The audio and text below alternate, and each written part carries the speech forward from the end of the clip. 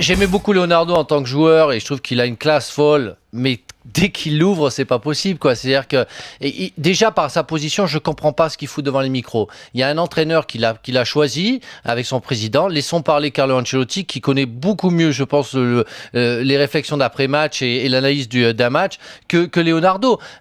Il fait du mal à son propre club, Leonardo, en ce moment. Il trouve des excuses aux joueurs pour dire ouais, mais bon, c'est parce qu'on a une équipe pour jouer contre l'Europe, donc en fait, Reims, on s'en fout. C'est un manque de respect contre les adversaires. C'est un manque de respect par rapport aux supporters du PSG.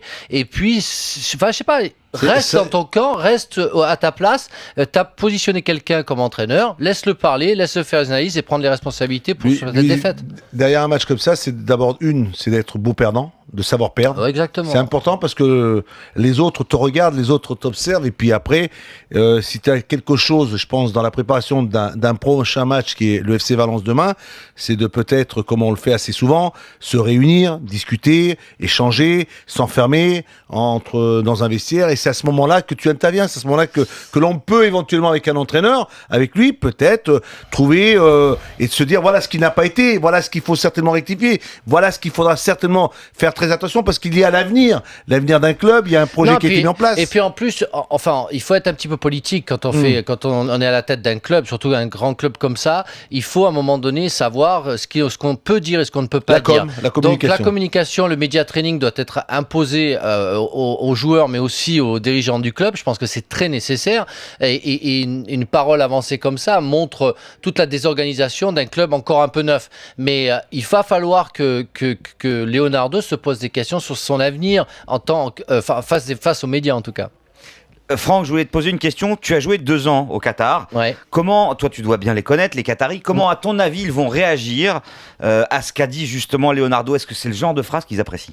Non, parce qu'ils sont sur la brèche. On a encore vu un reportage il n'y a pas très longtemps sur certains joueurs, notamment Wadou, qui ont eu des problèmes là-bas au Qatar, des problèmes financiers. Moi, je peux contrebalancer en disant que j'ai pas eu de problème au Qatar. J'ai jamais eu de problème. On m'a pris mon passeport, mais on me l'a rendu parce que c'est la loi simplement, et j'ai pas eu de problème quand je voulais quitter le Qatar, notamment au décès de mon père. Donc, je pense que le Qatar essaie de se donner une belle image. Après, c'est un pays neuf aussi. C'est un pays qui a fait sa révolution en 96. Hein, l'émir qui était en poste en ce moment a viré son père. Hein, il a fait une révolution en 96. Donc, ils se sont démocratisés, mais ils ont encore cette influence et cette culture historique qui les pousse à rester quand même sur leur position. Donc, c'est très difficile, mais c'est un pays qui a surtout pas envie qu'on dise du mal d'eux. Et puis, ils ont besoin de résultats. Ils n'investissent pas l'argent n'importe comment, même si on a l'impression qu'ils le balancent. Ils réfléchissent à 2 fois avant de faire des chèques et ils attendent des résultats. Donc, entendre dire que le championnat, ça veut rien dire. Attendez, ça veut dire que si Paris gagne pas le championnat parce qu'il s'en fout, il gagne pas le Champions League.